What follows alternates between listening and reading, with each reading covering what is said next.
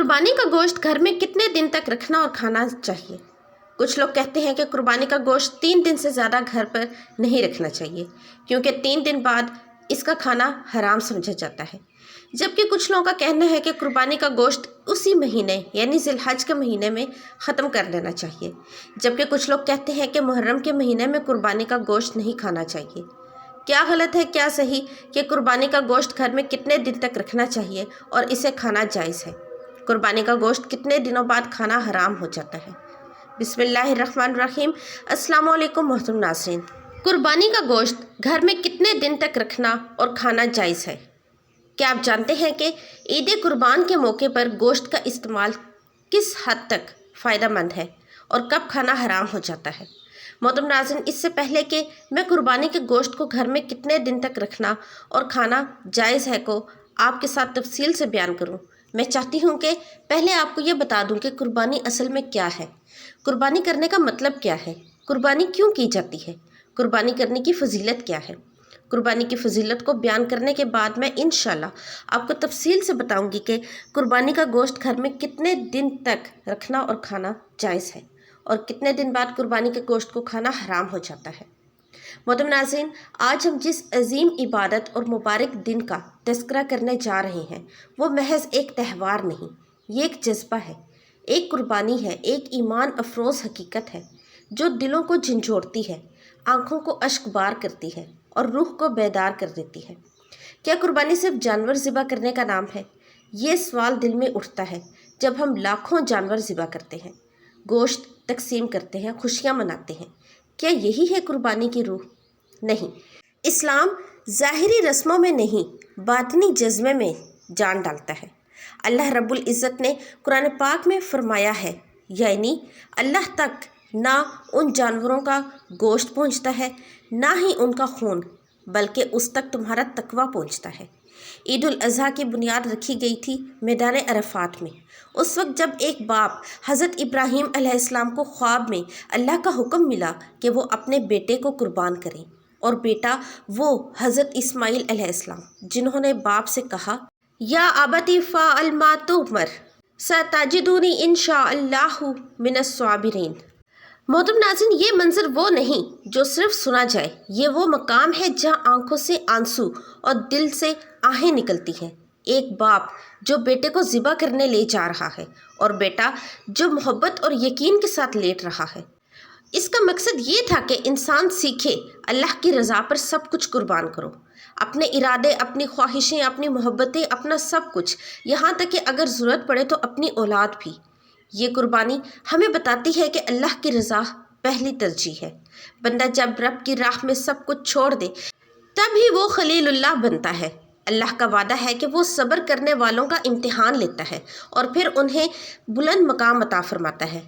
क्या हमारी कुर्बानी इब्राहीमी कुर्बानी के जज्बे से खाली तो नहीं? सोचने की बात है, हम जानवर ख़रीदते हैं, दिखाते हैं, तस्वीरें लगाते हैं। क्या हमने कभी सोचा कि क्या हमने अपनी नीयत को खालिस किया? क्या हमने वाकई ही कुर्बानी को अल्लाह की रज़ा के लिए पेश किया? क्या हमारे दिल में वही इश्क है जो इब्राहीम और इस्माईल अलैहिस्सलाम के दिल में था? कुर्बानी सिर्फ जानवर का खून नहीं बल्कि दिल की नरमी है। ये वो इबादत है जो हमें गुरूर से पाक करती है, माल की मोहब्बत से निकालती है, गरीबों का ख्याल रखना सिखाती है और हमें अमली तौर पर भाईचारे, सखावत और मोहब्बत का दर्स देती है। नबी पाक सल्लल्लाहु अलैहि वसल्लम ने फरमाया, यौमुल नहर में इब्ने आदम का कोई अमल अल्लाह को कुर्बानी से ज़्यादा महबूब नहीं। कुर्बानी की असल रूह, तेरी हर चीज़ कुर्बान या अल्लाह। कुर्बानी का मतलब है अपने वक्त की कुर्बानी, अपनी नींद, आराम, ख्वाहिशात की कुर्बानी, अपने गुनाहों की कुर्बानी यानी उन्हें छोड़ देना, अपनी अना, तकब्बुर, हसद, बुग़्ज़, नफ़रतों की कुर्बानी। यही तो है हकीकी कुर्बानी जो जानवर के ज़िबा से शुरू हो और नफ्स के ज़िबा पर ख़त्म हो। आज का सवाल, अगर अल्लाह हमें कहे अपनी सबसे महबूब चीज़ कुर्बान करो, तो क्या हम तैयार हैं? क्या हम अपनी लालच, अपने हराम रिस्क, अपनी बदनिगाही, अपनी ज़ुबान के जहर, अपने मोबाइल के गलत इस्तेमाल को कुर्बान कर सकते हैं? क्या हम अपने वक्त को दीन के लिए दे सकते हैं? क्या हम कुरान से रिश्ता जोड़ने के लिए कुर्बानी दे सकते हैं? सोचिएगा ज़रूर और अपनी राय का कमेंट बॉक्स में ज़रूर इजहार कीजिएगा। कुर्बानी सिर्फ जानवर ज़िबा करने का नाम नहीं बल्कि ये एक रूहानी और अमली दर्स है। ایسا عظیم پیغام جس میں انسان کی پوری زندگی کی اصلاح چھپی ہوئی ہے۔ قربانی کا اصل مفہوم یہ ہے کہ بندہ اپنے رب کی رضا کے لیے اپنی محبوب چیز کو قربان کرے، جیسا کہ حضرت ابراہیم علیہ السلام نے اپنے لخت جگر حضرت اسماعیل علیہ السلام کو اللہ کے حکم پر قربان کرنے کے لیے پیش کیا۔ قرآن مجید میں اللہ تعالیٰ نے اس قربانی کا تذکرہ کچھ یوں فرمایا ہے: پس جب دونوں نے سر تسلیم خم کر دیا اور اس کو پیشانی کے بل لٹا دیا، اور ہم نے ندا دی کہ اے ابراہیم، تو نے خواب کو سچ کر دکھایا، بے شک ہم نیکی کرنے والوں کو اسی طرح جزا دیتے ہیں۔ بے شک یہ ایک کھلی آزمائش تھی۔ یہ قربانی ہمیں سکھاتی ہے کہ جب اللہ کا حکم آ جائے تو اپنی ہر چیز کو، ذات کو قربان کرنے میں کوئی جھجک نہیں، کیونکہ قربانی صرف جانور کی نہیں، خود اپنی خواہشات کی ہے۔ ہم سب کو سوچنا چاہیے، کیا ہم صرف جانور ذبح کر کے سمجھ لیتے ہیں کہ ہم نے قربانی کا حق ادا کر دیا؟ نہیں، اصل قربانی یہ ہے کہ ہم اپنی نیند، آرام، خواہشات اور گناہوں کو قربان کریں۔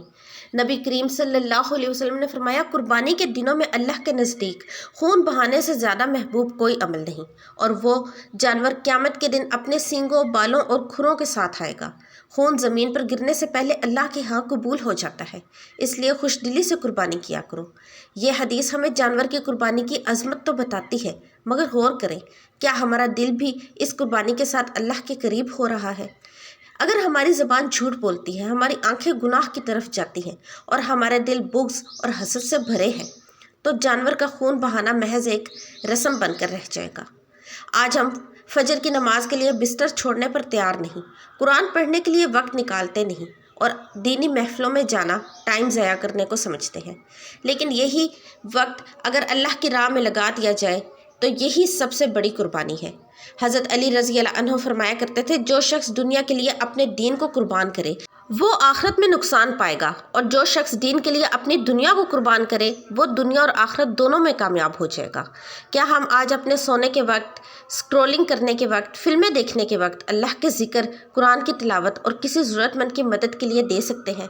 اگر ہاں تو یہی قربانی کا اصل مفہوم ہے، اپنی محبوب چیز کی قربانی کرنا۔ قرآن کہتا ہے، لن تنالوا البر حتی تنفقوا مما تحبون، تم ہرگز نیکی کو نہیں پا سکتے جب تک اپنی محبوب چیز کو اللہ کے راستے میں نہ دو۔ آج ہماری محبوب چیزیں کیا ہیں؟ ہمارا موبائل، سوشل میڈیا، شہوت پرستی، غیبت، حرام کمائی، دکھاوا، حسد، انا۔ کیا ہم ان سب کو اللہ کے لیے قربان کر سکتے ہیں؟ حضرت حسن بصری رحمۃ اللہ علیہ فرماتے ہیں، قربانی کا اصل مفہوم یہ ہے کہ بندہ اپنی خواہشات کو اللہ کے حکم کے آگے سرنگوں کر دے۔ حضرت عمر بن عبد العزیز رحمۃ اللہ علیہ فرمایا کرتے تھے، میں نے اپنے نفس سے زیادہ کسی دشمن کو نقصان دہ نہیں پایا۔ جب بھی میں نے اسے قابو میں لایا، اللہ کی قربت محسوس کی۔ ہم سب جانتے ہیں کہ ہماری نفس پرستی ہمیں دین سے دور کرتی ہے۔ سستی، غفلت، خواہشات، لالچ، بدنگاہی، یہ سب وہ بیماریاں ہیں جن کا علاج قربانی ہے۔ جس دن ہم نے اپنی اناخ کو ذبح کر دیا، اس دن ہماری روح کو حقیقی آزادی نصیب ہوگی۔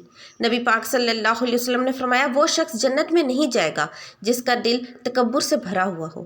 اگر ہم واقعی ہی قربانی دینا چاہتے ہیں تو ہمیں اپنی نظر کو پاک رکھنا ہوگا، زبان کو نرم رکھنا ہوگا اور رزق کو حلال بنانا ہوگا۔ حضرت سفیان ثوری رحمۃ اللہ علیہ فرماتے ہیں، جب تک انسان حرام رزق ترک نہیں کرتا اس کی دعا آسمان تک نہیں پہنچتی۔ حضرت ابو بکر صدیق رضی اللہ عنہ نے پورا مال اللہ کی راہ میں دے دیا۔ نبی پاک صلی اللہ علیہ وسلم نے پوچھا، ابو بکر، گھر والوں کے لیے کیا چھوڑا؟ فرمایا، اللہ اور اس کا رسول۔ حضرت عمر رضی اللہ عنہ نے اپنا آدھا مال دے دیا۔ حضرت عثمان رضی اللہ عنہ نے ایک لشکر کے لیے سارا سامان دے دیا۔ حضرت علی رضی اللہ عنہ نے اپنی جان، تلوار اور علم سب کچھ دین کے لیے پیش کیا۔ یہ سب قربانی ہی تھی۔ اگر آج ہمیں کہا جائے کہ سب سے محبوب چیز اللہ کے لیے قربان کرو، تو کیا ہم تیار ہیں؟ کیا ہم اپنا موبائل ایک دن کے لیے بند کر سکتے ہیں؟ کیا ہم غیبت کرنے سے باز آ سکتے ہیں؟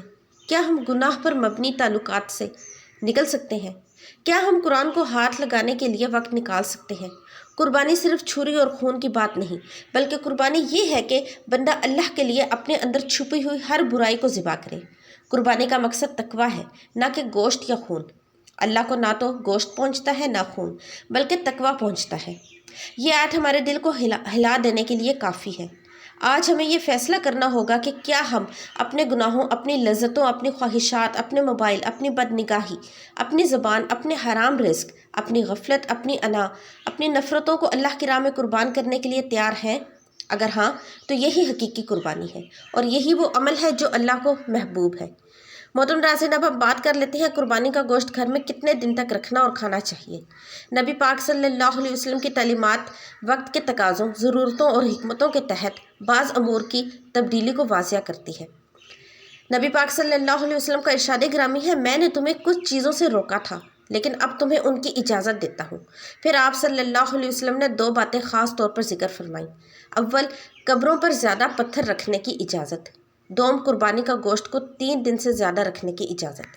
پہلے دور میں جب فکر و فقہ کا غلبہ تھا اور مہاجرین اور انصار کی معیشت ناتواں تھی، نبی پاک صلی اللہ علیہ وسلم نے تربیتی طور پر صحابہ کو اس بات سے روکا کہ وہ قربانی کے گوشت کو 3 دن سے زیادہ اپنے پاس رکھیں۔ اس حکمت کو آپ صلی اللہ علیہ وسلم نے خود بیان فرمایا کہ میں تمہیں 3 دن سے زیادہ قربانی کا گوشت رکھنے سے منع کیا تھا تاکہ مالدار افراد فقیروں اور محتاجوں کو کھلائیں۔ لیکن جب معاشرتی حالات بدلے، خوراک اور رزق کی وسعت ہوئی اور فقراء مساکین کی ضروریات باقاعدہ طور پر پوری ہونے لگیں تو آپ صلی اللہ علیہ وسلم نے اس ممانعت کو اٹھا لیا اور فرمایا، اب جتنا ہو سکے دوسروں کو کھلاؤ اور خود بھی کھاؤ اور اسے جمع کر کے رکھو۔ یہ بات ظاہر کرتی ہے کہ شریعت میں بعض احکام وقتی حکمتوں کے تحت دیے گئے ہوتے ہیں اور جب وہ حکمت باقی نہ رہے تو حکم میں تبدیلی آ جاتی ہے۔ یہی معاملہ قربانی کے گوشت کے ذخیرہ کرنے کا ہے۔ آج کے دور میں جہاں فریزر، ڈیپ فریزر اور ایکسٹرا اسٹوریج سہولیات موجود ہیں، وہاں گوشت کو خشک کر کے یا محفوظ کر کے مہینوں تک استعمال کرنا نہ صرف ممکن ہے بلکہ جائز بھی ہے۔ بعض لوگ یہ غلط فہمی رکھتے ہیں کہ محرم کے مہینے میں قربانی کا گوشت کھانا حرام ہے، حالانکہ یہ بات کسی صحیح حدیث یا فقہا سے ثابت نہیں ہوتی۔ اس بارے میں کسی بھی معتبر امام جیسے امام ابو حنیفہ، امام مالک، امام شافعی، امام احمد بن حنبل سے کوئی ایسی روایت نہیں ملتی کہ محرم میں قربانی کا گوشت کھانا ناجائز ہو۔ اس لیے یہ خیال سراسر غلط ہے۔ بس اس بات کو اچھی طرح سے سمجھ لینا چاہیے کہ قربانی کا گوشت جب تک چاہیں استعمال کیا جا سکتا ہے، چاہے وہ 1 مہینہ ہو، 6 مہینے ہو یا پورا سال ہو۔ اس میں کوئی شریعت کی حد مقرر نہیں اور نہ ہی اس میں کوئی ممانعت ہے، بلکہ اگر گوشت کو ضائع نہ کیا جائے اور سنبھال کے رکھا جائے اور ضرورت کے وقت استعمال کیا جائے تو یہ نعمت کی قدر کرنے کے مترادف ہے۔ اللہ تعالیٰ ہمیں دین کی مکمل سمجھ نصیب فرمائے، آمین۔ محترم ناظرین، کامنٹ سیکشن میں اللہ کے 99 ناموں میں سے ایک نام ضرور ٹائپ کیجیے گا۔ ویڈیو کو لائک اور چینل کو سبسکرائب کر کے جائیے گا۔ ملتے ہیں نئی ویڈیو میں۔ اللہ حافظ۔